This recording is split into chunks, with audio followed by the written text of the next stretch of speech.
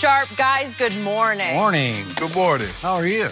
Good. How are you, Skip? I'm a lot better than Dame and CJ. That's all I know. Boy. Wearing your new gear out here? You must be I have new suits every day. I noticed that. I discard my suits after one day. I'm starting to notice that. Yeah. That's what happens when you're in the big time. Yeah, I I see think it that. was great. Yeah, thank you.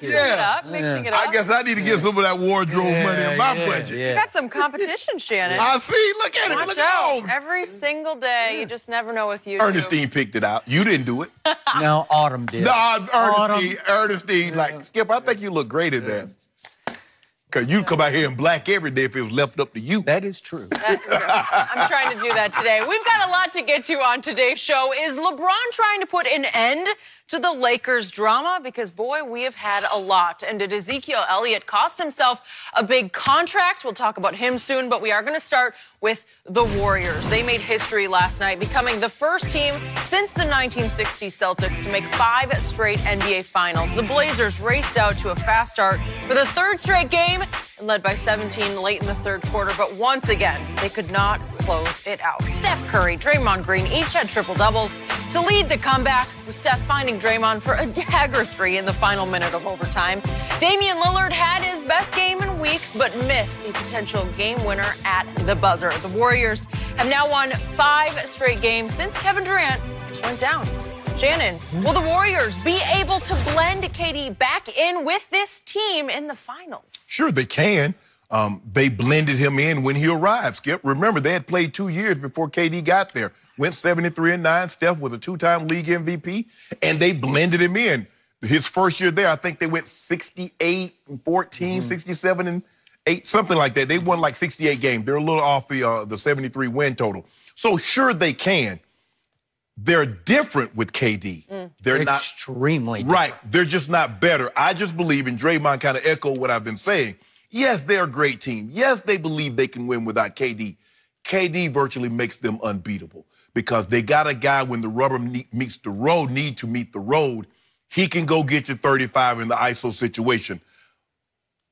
Sometimes that works to their disadvantage because even though they got down, Skip, this was, I think, their third straight game, they got down by at least 17. The ball kept moving. The cut step kept happening. And the next thing you know, they find themselves right back into the game. And late in the ball game, their execution is flawless. The other team flounders. They find themselves winning the game and off to the NBA Finals they go. So can they? Yes.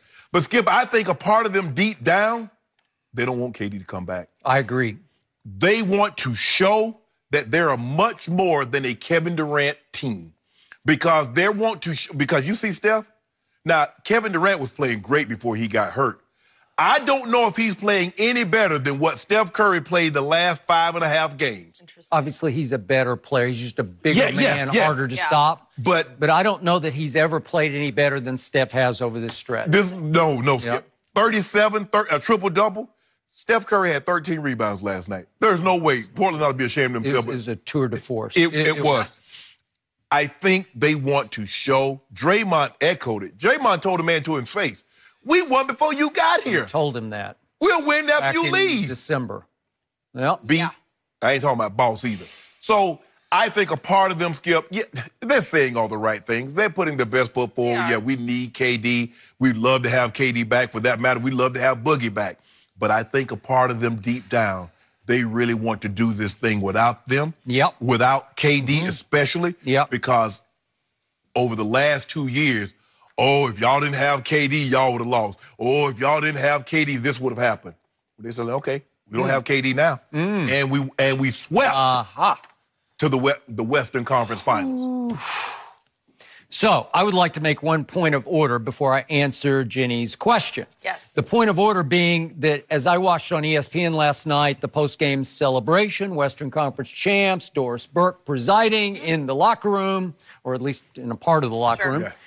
I'm looking around and I'm thinking, wait a second, there's no that guy. There's no number 35. There's no Kevin Durant. But I did see DeMarcus Cousins. He's over on the left side. Right. And reportedly, I keep reading stories that say he's become the biggest bench cheerleader of all the players on the bench because he is pro-Warriors. He loves it there. He's having the time of his life there. And unfortunately, he suffered a shocking freakish injury, tore his quad, but he says he's on the mend and almost ready to return.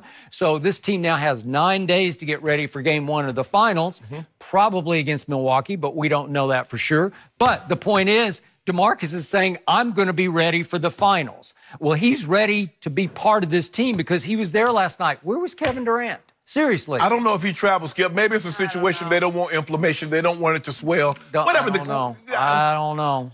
Is it more serious than we think? Is it a torn calf? Oh, yeah. Is it possible that he's actually not going to be back at all, that this is a moot point, that we're just bumping our gums right now because maybe they're just not announcing the fact that he has a calf tear and he is history? Because Steve Kerr said, Skip, it's more serious than we thought. He did say that. Now, he uttered that. He didn't have to give that information up, but he volunteered it. Okay, now I want to make a second point.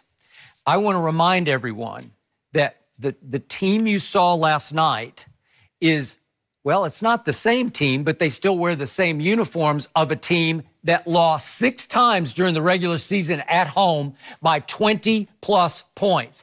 That same team you just saw bounce back and back and back against Portland is about as resilient as I've ever seen a basketball team, what they just pulled off in 3 straight games. That same team blew a 31-point lead at home to the Clippers in the first round. A 31-point lead, except wait a second, it's not the same team because that team that blew the 31-point lead had Kevin Durant on it. That team was in trouble against Houston because it was 2 games to 2 games. Game 5 at Golden State, and what was happening right on schedule at Oracle, where they've not been very good this year. Here came Houston out of halftime. They were down 14. They go on a 22-9 run. They cut it to 1 point. Kevin Durant says, you guys get out of the way. Give me the basketball. I'll go 1-on-2 over here, and I'll rise up, and I'll make that baseline jumper, and I'll turn to come up court, and I'll push off, and I'll say, whoops, what happened? We thought Achilles happened. Maybe he tore his calf. I don't know what happened, but he is now out, and he's out of sight. And they were a troubled basketball team at that moment. To me, I don't think they would have overcome the Houston Rockets. I think they were on their way to losing because remember, a year ago with Kevin Durant, what happened? They were in big trouble against those same Rockets until Chris Paul went down in game, what was it, 4 at the end? Or was it the end of game 5? Game 5. Game 5 at the end. You're right. Because then they won 2 straight games. The Warriors did. Went up in smoke. So what did we just see this team pull off without Kevin Durant? These 2 teams were tied going to the 4th quarter of game 2 at Oracle.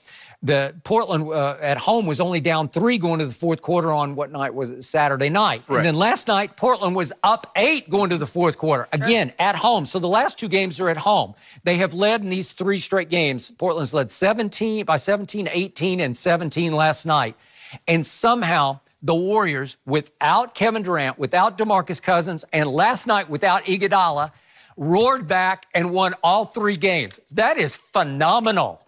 That is something I don't think I've ever witnessed anything quite like this kind of resilience. 3 straight playoff games in the Western Finals. I haven't either, Skip. And to echo what you said, I think a lot of times when you fall behind like that and you have an ISO player, you tend to lean on him. It's just hard. So now he's going to be making a lot of 2s, and it's going to be slow. And he's eating into the clock. He is. Because he got to dribble, back down, dribble, pass out, get the ball back. Now, you think Draymond's going to be taking it off the boards and just whipping it up? Well, remember, Draymond that's what got him into trouble to begin with. That's what started it. Because Draymond took it off the board, and KD was clapping his hands, and Draymond like, bro, I got this. Yeah. And by the way, Draymond's been destroying the Trailblazers by just dribbling it all the way up the floor and forcing the issue on the other end. Draymond like, bro. That's a good point. That's what was the flashpoint that started all this. He's like, you looking at me like I'm Kevon Looney. Yeah. That is exactly what I can handle this. Skip, but the difference is that if you look at Portland, their inability to close half and close quarters cost them. It did. Skip, they're up, with 30 seconds. They're up 12. After Leonard Myers, who had an unbelievable game. Myers Leonard, excuse me. You know what? He is Leonard Myers. I'll give you that. Myers Leonard, Skip. He can't play any better than what he played last night. 30 and 12 is what he gave him. You realize he's averaged starting 6 games a year over 7 seasons. Go ahead. He scored 30 and 12, so he hits. He had 25 in the first half, and they were only up 4 at halftime. He hits the 3 that puts them up 12. Okay. Steph comes back and hits a 3. Yep. So now they're down 9. Yep. Okay, Dame turns it over. He's in front of Steph. Somehow he slows down. Steph passes him. They give him, clear path. He makes 2 free throws, and then he hits a 3. So what was 12 with 30 seconds, you go into half, and you're only up 4. Yep. That's very deflating. That was the game right there. And then in the third quarter, they couldn't close that. Nope. And then in the fourth again, Here we go they have again. that lull. Yep. Skip, the thing is that, yes, they can bring KD back. I'm not so sure if the team, they're going to say all the right things. Steve Kerr might say, well, KD, you're not, really not 100% healthy. He might tell him that. And then KD might be a situation, they know KD is leaving. KD know he's leaving. Yep. Maybe that's why he's not around, Skip. Maybe it's starting to get uncomfortable with everybody. It just might be. But what Steph did and what Draymond did, this is the first time we had 2 guys with triple-doubles in the finals.